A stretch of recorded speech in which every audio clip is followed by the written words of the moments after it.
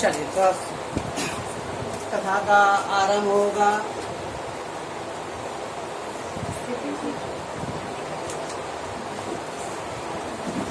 कथा भगवान का है, इसके चक्कर ऊपर भी आएगा क्योंकि कैटरीना और दीपिका का नहीं है।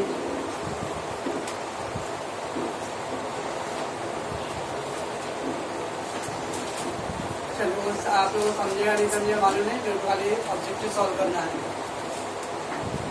They given the advance tax for the assessment year 14 and 15 and the provision for tax they given 14 and 15.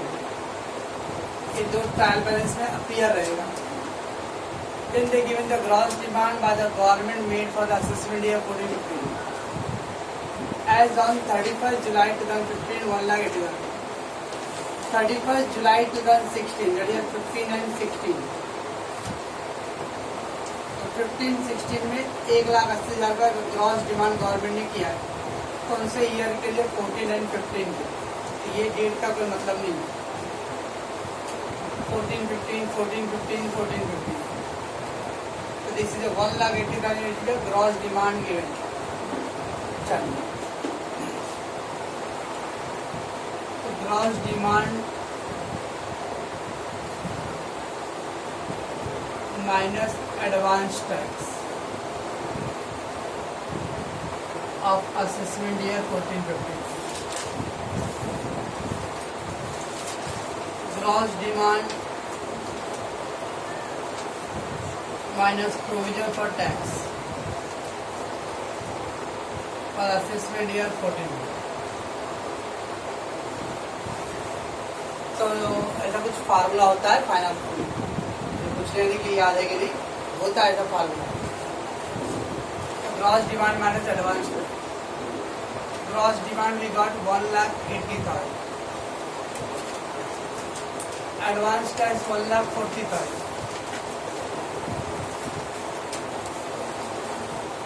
ये आ गया 40,000 प्लस में आ रहा है, दैट इज अ पेएबल। इसको लिखते हैं हम लोग अदर करंट लायबिलिटी।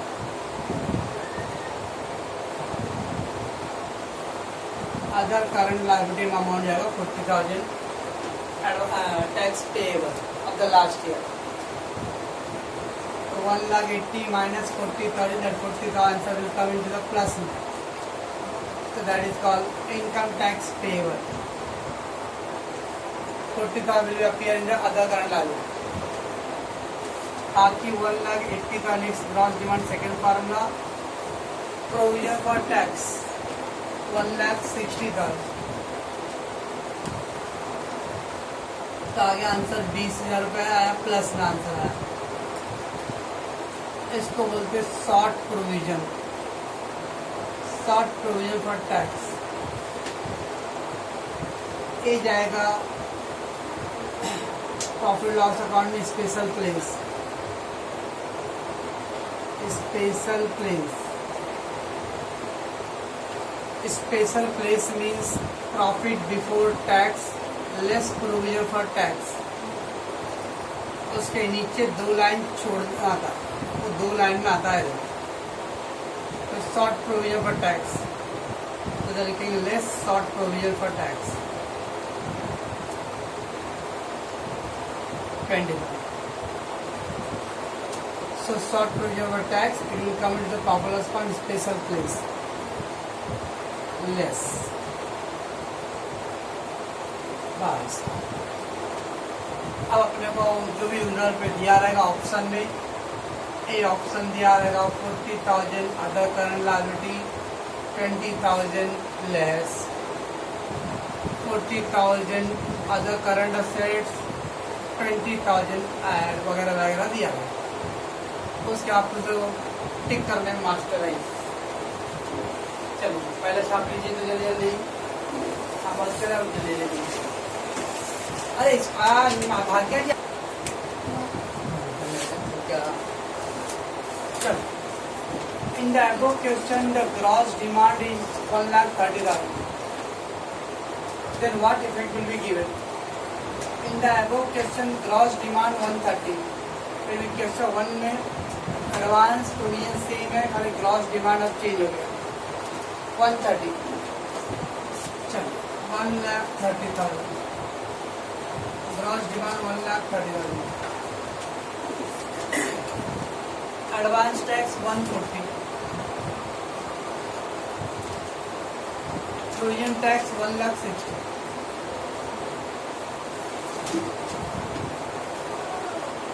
तो 140 minus 140 10,000 minus income tax refund बोलते हैं, रिफंड अदर करंट असेट्स। तो 10,000 माइनस में आ गया तो other current assets 130 minus 160 that is minus 30,000. It is called a excess provision for tax. Excess provision for tax. इसको हम लोग लिखेंगे प्रॉफिट लॉस अकाउंट में स्पेशल क्लेम्स और उधर पे ऐड करेंगे profit before tax less provision for tax for current year और फिर add excess provision for tax. तो ये आ गया माइनस में आया तो that is income tax refund, plus में आया सॉरी माइनस में आया तो एक्सेस प्रोविजन टैक्स। जो ये आपका सेकेंड पॉइंट क्या लिख दो भाई, शॉर्ट टर्म लोन एडवांसेस नहीं भी लिख दो।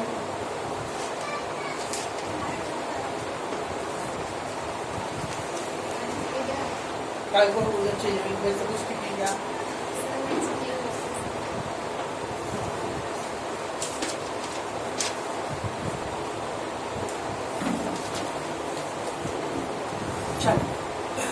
Advance tax assessment year 17-18, provision tax assessment year 17-18, and then we are given the assessment year 17-18 completed without any modification.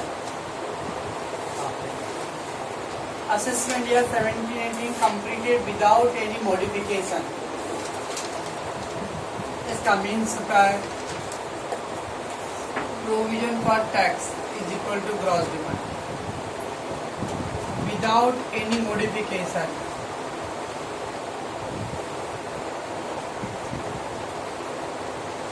कुछ मॉडिफाई नहीं हुआ, मॉडिफाई कुछ चेंजेस नहीं हुआ, आपने जितना सोचा था उतना नहीं हुआ, तो provision for tax is equal to gross demand.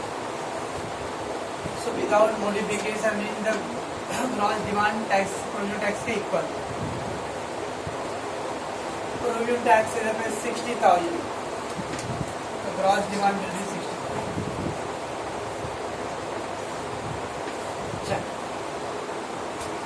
बाबा का तीसरा अध्याय चल रहा है।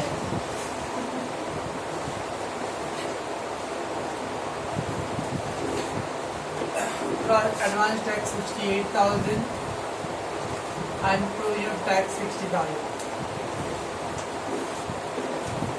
Advance tax 68 and then provision 60. ये गया माइनस 8,000। माइनस में आ गया तो income tax refund short term loan से 60,000 माइनस 60,000 जीरो, नो इफेक्ट।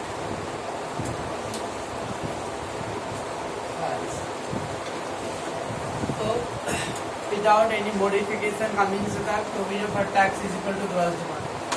तो जो प्रोविजन है वो इसका ग्रॉस डिमांड है। अब ग्रॉस डिमांड मालूम मैं फॉर्मूला रखूंगा और इधर करके टिक कर दूंगा।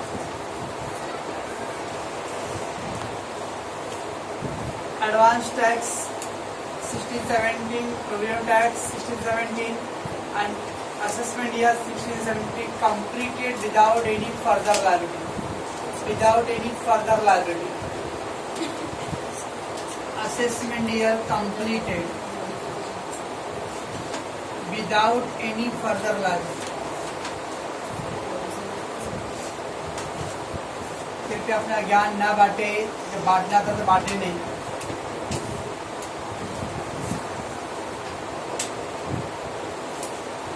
No further liability. So gross demand equal to advance tax. था विदाउट एनी फर्दर मॉडिफिकेशन, यहाँ पे था without any further liability, no further liability, जितना दिया उतने हो गया। एडवांस टैक्स को तो ग्रॉस डिमांड, तो ग्रॉस डिमांड हो जाएगा 78,000। एडवांस टैक्स को तो ग्रॉस डिमांड, तो ग्रॉस डिमांड हो गया 78।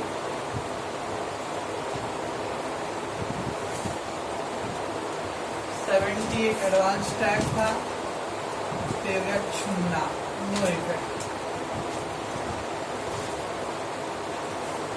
80,000 प्रोविजन फॉर टैक्स, 2,000 माइनस डालें, it is called excess provision for tax, that will come profit loss account में special place.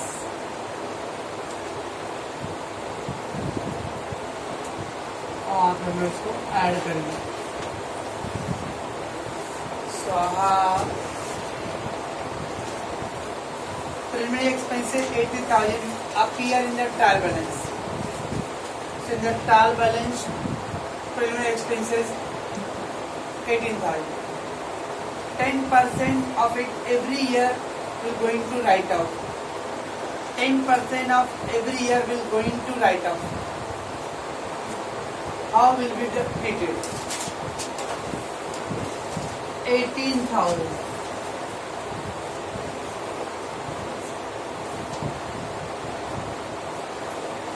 %10 write-off every year. So 10% write-off this year. 1800. तब आ जाएगा 10%, 1800 रुपये राइट-ऑफ हो गया this year. 10% right-of next year, 1800 रुपये अगले साल राइट-ऑफ। एंड बैलेंस जो बच जाएगा तो 18,000 में से 3600 राइटअप हो गया 2 साल में। 18,000 माइनस 1800 माइनस 1800 तो 14,400 विल बी राइटअप लेटर, बाद में राइटअप हो गया। 1800 रुपये राइटअप हो गया this year, it will come to the other expense, profit loss account. तो 1800 रुपये write up this year, that will go to profit loss account. 1800 next year में राइटअप हुआ था, अगले 12 महीने में राइटअप हो जाएगा अगले साल का। अदर करंट असेट्स, सॉरी क्या बोलते हैं हम लोग, हाँ yes, other current assets balancing. बाकी 14,400 रुपये राइटअप होगा 12 महीने के बाद, बिकॉज नेक्स्ट ईयर है, नेक्स्ट ईयर के बाद फिर उसके बाद अदर नॉन करंट असेट्स। तो इस तरह से इफेक्ट आएगा।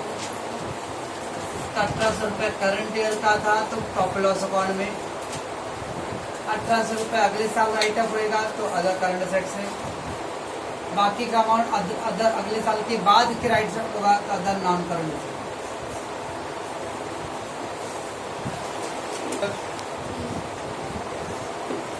In the trial balance we got the machinery 2 lakh on the debit side and the reserve for depreciation on the machinery. Reserve for depreciation on the machinery 60,000. If the depreciation provided on the machinery at the rate of 10% per annum under the WDV method, amount appear at the net block is as. That 2 lakh is called a gross block. So opening gross block. Opening gross block 2 lakh. Depreciation credit side में given. Provision for depreciation up to last year. Up to last year. Start year. तो बच गया balance 1,40,000। Opening gross block 2 lakh है, उसमें 60,000 रुपये depreciation आपके last year का था, तो हो गया 1,40,000। नाउ डेप्रिसिएशन मेथड है 10% WDV, 10% WDV। अगर SLM रहेगा तो 2 लाख का आएगा, WDV है तो 140 का आएगा। तो लेस डेप्रिसिएशन 10%, 1,40,000 का 10%, 14,000, 1,26,000 का आएगा। ये अमाउंट है नेट ब्लॉक। तो opening gross block 2 lakh, provision for depreciation up to last year 60,000, तो आएगा ये 1,40,000 बैलेंस।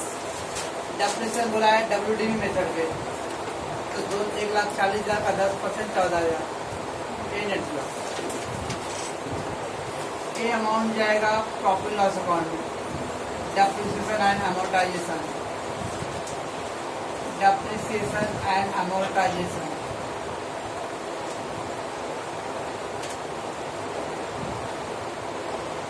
ये आइटम जाएगा नेट ब्लॉक, फिक्स असेट्स।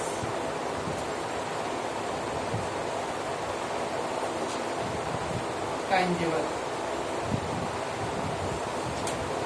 बस। 8 और 6, 7th है। In the question number 6, that is same question में, depreciation provided under the SLM method, then dash amount appear in net block. In the same question, तो मेरा opening question number 6 में as per question number 6 opening gross block था मेरा 2 lakh, less provision for depreciation up to last year 60,000, तो आ गया WDV 140। Now less depreciation 10%, but 10% SLM method, तो 2 लाख का 10%,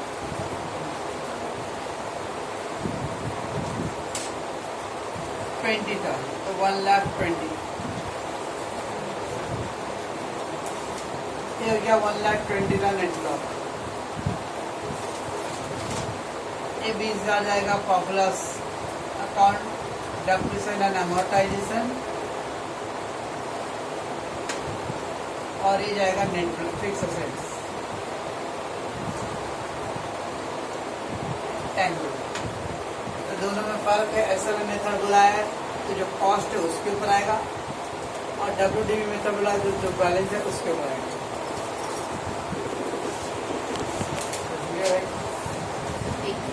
10,000 share of ₹10 each of XY Limited held as an investment, of which ₹7 paid up, and that amount treated as a contingent liability.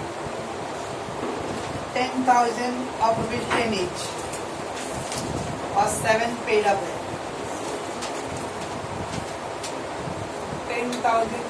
10 rupees था, उसमें बोल रहा है 7 पेड अप है,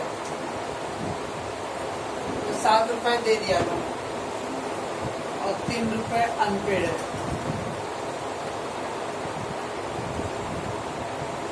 इन investment unpaid amount is called contingent liability. Investment में जो पैसे unpaid है वही अमाउंट है कंटीन्यूअल लायबिलिटी। तो 3 रुपए 1 शेयर देते था, 10,000 शेयर, 30,000 रुपए कंटिन्यू।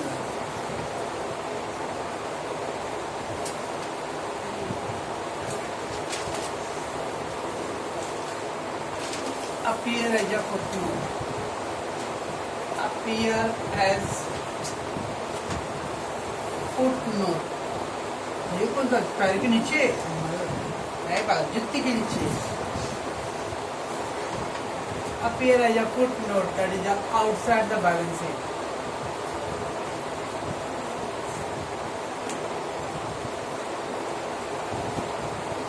इन्वेस्टमेंट में जितना अनपेड अमाउंट है उसको वर्ड बोलेंगे हम लोग कंटिजेंट। शेयर कैपिटल में जितना अनपेड अमाउंट है वो कॉल्सनरी है। इन्वेस्टमेंट में कंटिजेंट लायबिलिटी बस, which is not yet matured.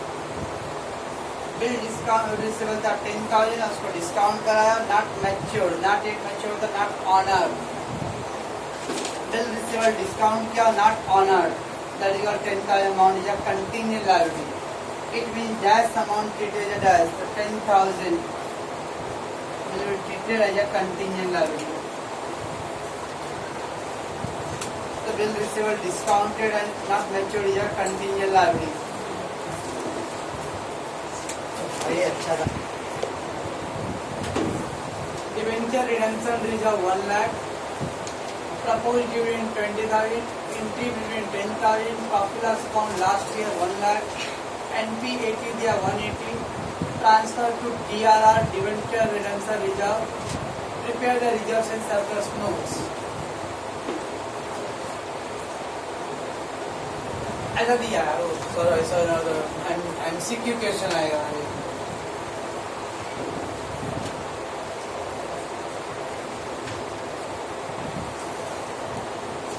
Question number 10 का रिजर्व्स एंड सरप्लस, उधर दिया DRR debenture redemption reserve, debenture redemption reserve 1 lakh. I will write them in the column. उसका एक एडजस्टमेंट उसके बाद DRR transfer to reserve DRR। Then 2-3 line छोड़ के फिर नीचे लिखूंगा मैं profit and loss account, profit and loss account. Profit loss account में ओपनिंग बैलेंस था, opening balance that means the profit as per the last year 1 lakh.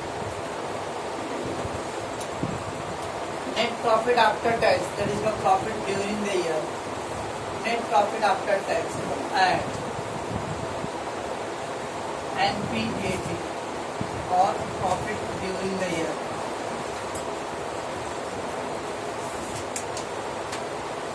one lakh 80, ये हो गए 2 lakh 80। तो पहले ऊपर का जो भी रिजर्व दिया, रिजर्व लिखो, DRR general reserve sinking fund जो भी दिया ऊपर लिखूंगा, प्रॉफिट लॉस का खाली नीचे। उसमें पहला ओपनिंग बैलेंस और नेट प्रॉफिट आफ्टर टैक्स, उसके नीचे लिखूंगा less allocation and appropriation, allocation and appropriation. इधर दिया है पहला प्रपोज डिविडेंड दिया है,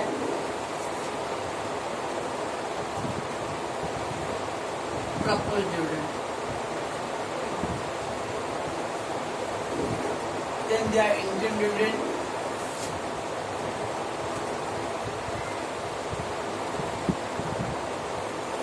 $10,000, प्रपोज डिविडेंड ये हो गया, ये हो गया, ये हो गया, ये हो गया, ये transfer to DRR, transfer to DRR allocation and appropriation में ट्रांसफर टू रिजर्व,